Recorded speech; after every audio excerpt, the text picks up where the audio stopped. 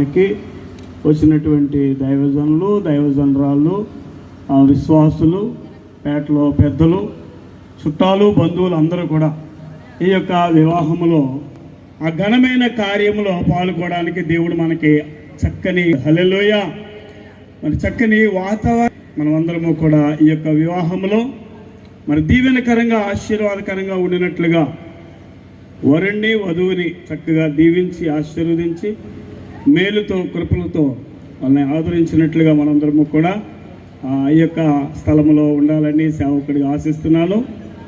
ఈ యొక్క వివాహానికి వివాహకర్తగా ఉంటున్నటువంటి రాజమండ్రి నుంచి వచ్చినటువంటి దైవజనులు బిషప్ పన్మడి బాబ్జీ గారు చేసినటువంటి వివాహాలన్నీ కూడా చాలామందికి తెలుసు, సక్సెస్ అవుతాయి కూడా.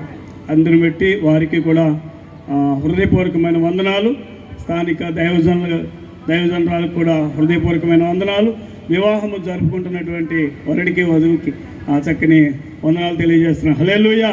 ప్రార్థన చేసుకొని ఈ యొక్క వివాహ కార్యక్రమాన్ని ప్రారంభం చేసుకుందాం. మహాగణుడును మా ప్రియ పరలోకమందున మా తండ్రి, వివాహము అన్ని విషయంలో ఘనమైనదన్నావు.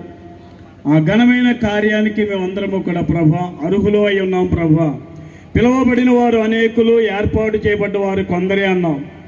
ఆ కొందరిలో మమ్మల్ని జ్ఞాపకం చేసుకొని మంచి తండ్రి వాతావరణాన్ని మీరు మాకు ఇచ్చారు. మీకు వందనాలయ్యా.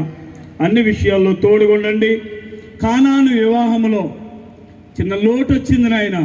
ఆ లోటుని మీరు దగ్గరుండి తండ్రి తీర్చినట్లుగా, మధురముగా మార్చినట్లుగా నీ లేఖనాలు సెలవిస్తున్నాయి.